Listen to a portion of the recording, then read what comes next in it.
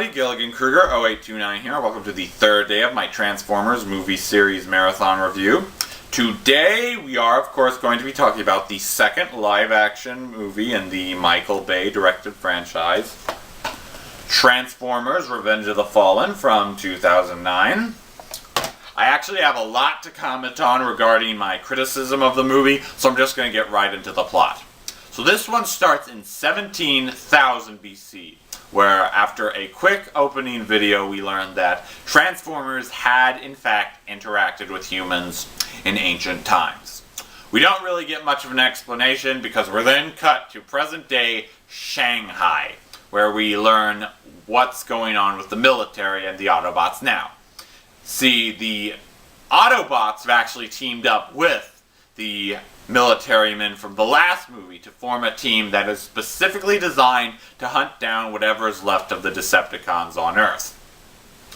Now, they're successful in the most part until this one mission, where we see that one of the Decepticons before dying reveals that the Fallen will rise again. They don't know what this means at first, but they're trying to figure this out. And at the same time, we have the other half of the movie going on. Sam Witwicky, still played by Shia LaBeouf, is about to go off to college, but before he leaves, he finds a sliver of the Allspark that was lost in his sweater during the Mission City battle. Now, this implants cryptic Cybertronian images into his head, but only shortly at first, and he goes off to college. But it's not long before Optimus Prime and Bumblebee ring him up and tell him that the Decepticons are planning nefarious acts again, and Sam is in fact thrown into the mix. And what follows is kind of a search and discover movie with new surprises and robots thrown in along the way. Now, I was really anticipating this movie back in 2009, more than most of the movies I had that whole decade, because the first movie had blown me away so much. And there's a lot to like in this movie, actually, that even kind of improves on some of the things the last movie did so well. The CGI is still pretty cool. It's not as incredible since we've seen it before already, but it's still fascinating, and they're not afraid to do more with the Transformers in this one, because we've got cat Transformers, we've got insect Transformers, bird Transformers. It's actually pretty cool when you stop to look at it, and that makes up for the fact that we hadn't seen that before. Not all of the robots are as convincing, but most of them do look pretty cool. The action sequences are also pretty badass. Particularly, there's one in the middle where Optimus Prime fights Starscream, Megatron, and Grinder all at once. And in my opinion, this is the coolest fight scene ever put into a movie. I don't care what any of you guys think. I thought this was epic, this was badass, I was on the edge of my seat, and I was waiting for more. It actually works well in most all areas, despite the fact that it's a sequel. And then, of course, the human characters come back into the movie, and this is where it starts to go downhill. Not too much to say about Shia LaBeouf. He's the same as last time. You either like him or hate him. It's most everyone else where the problems arise. Some characters in here are not handled very well. For instance, let's start with the parents, played by Kevin Dunn and Julie White, who kind of came in and provided some awkward moments in the first movie, but here it's really annoying, especially with Sam's mom, who in the first act of the movie, when they get to college, is obnoxious as being nice to say. I don't even want to talk about it so much, so let's move on. The other characters is we have a new comic relief character in the form of Leo Spitz, Sam's roommate, played here by Raymond Rodriguez. Also, not a very well handled character. In fact, I don't even know what went wrong with this character, because I liked Anthony Anderson, the comic relief character of the last one. Maybe it's just because I like the actor so much, but I thought he was funny. This guy is too whiny. He's just obnoxious and is almost channeling Shia LaBeouf's bad habits. And we're all thinking, we already have one Shia LaBeouf, why do we need two? I don't even need to answer that. John Turturro comes back as Simmons from Sector 7. He's alright. There's one or two scenes that are kind of stupid, but he's pretty much the same character as last time, so I'm not going to say too much about him.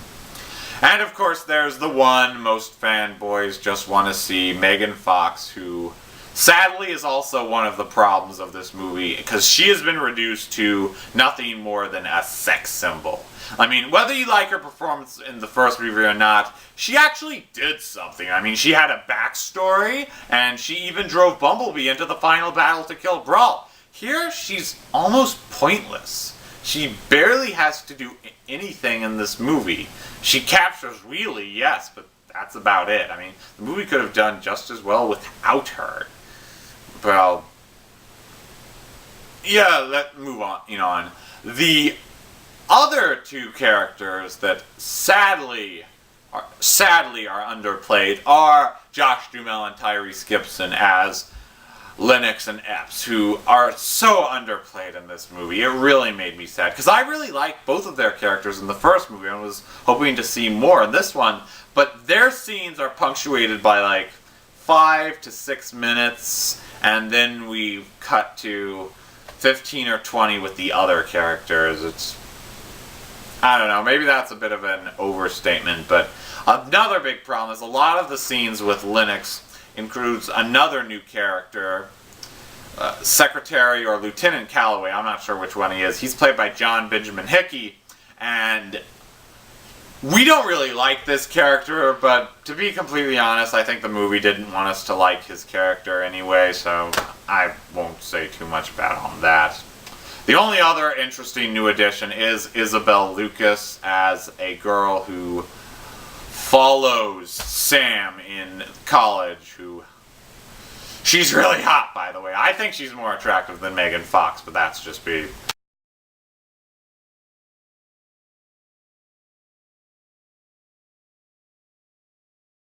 A lot of problems come from the story, which I have to be a little bit fair. It did come out after the 2008 writers' strike, so they didn't have much time, but still, even by Transformers logic, a lot of this doesn't make much sense, because this movie, okay, since it's Transformers, I'll use this. It jumps the Sharkticon a little bit too much. Like, according to this, Princeton is a party school.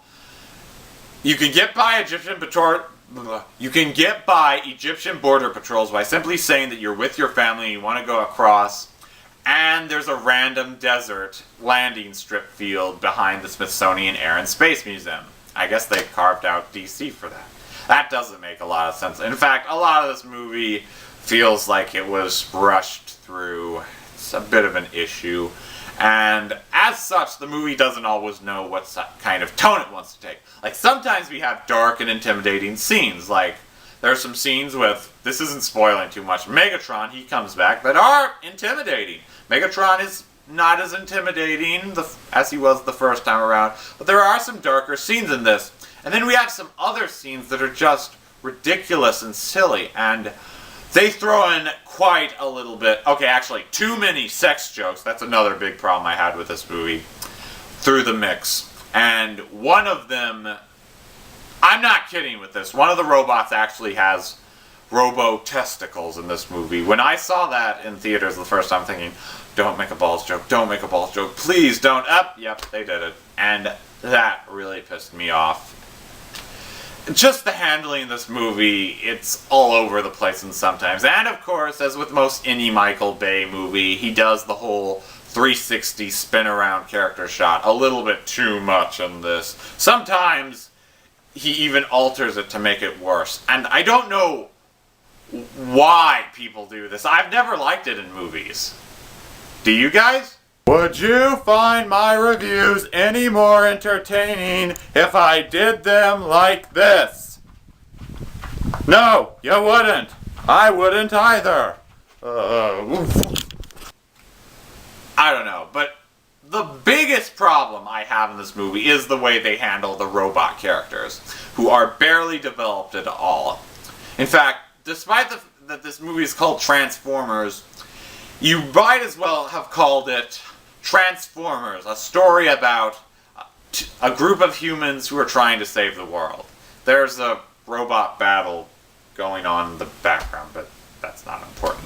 It's just not giving enough time to them. Like, it introduces several characters that were really built up to in the trailers and TV spots, but barely appear. Like, there's one character, Sideways, who was shown in every single TV spot and trailer, and we were thinking he was really going to be an important character, but he doesn't last a minute. Well, maybe 2 minutes, but that's all. A lot of fans were pissed off when Soundwave had barely little screen time. And what really ticked me off is when Devastator comes in, we have to wait like 2 hours to finally see him, and he doesn't even get 10 minutes of screen time.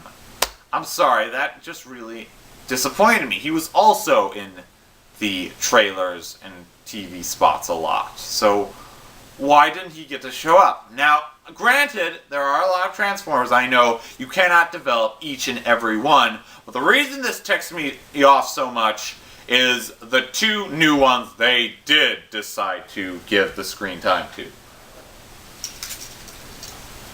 Mudflap and Skids, the Transformers equivalent of Jar Jar Binks. God, I hated these characters. You know what? It's awkward, though, because I've actually heard people tell me they like these characters. And you know what? That's fine, just know that I didn't like them. A lot of this stuff really sticks out at times, and from the sex humor to the poorly developed characters, it's just occasionally, in many points, a bad release. What are my final thoughts on this, though? I actually do enjoy this movie. Most of it, well, a lot of it would be better, because of the few things that they did do that were really good. The action sequences and the CGI were still incredible. And as such, I can recommend this movie barely, but just enough. What really ticks me off is this movie got nominated for 7 Golden Raspberry Awards when you had movies like Wolverine, Night at the Museum 2, and Halloween 2 that didn't get nominated for any, and that pisses me off, because this is not as bad as those other 3 movies. Just isn't. It's not as bad as everyone says. Overall, I did have a fun time with it. I'm just hoping I'm not as let down by Dark of the Moon tomorrow. I'm hoping to give the most positive review of the entire franchise. So, 3 stars out of 5 for Transformers Revenge of the Fallen. You can find all my movie reviews on my YouTube channel. If you have a movie you'd like me to review, comment on this video or on my channel as a whole. And until next time, peace.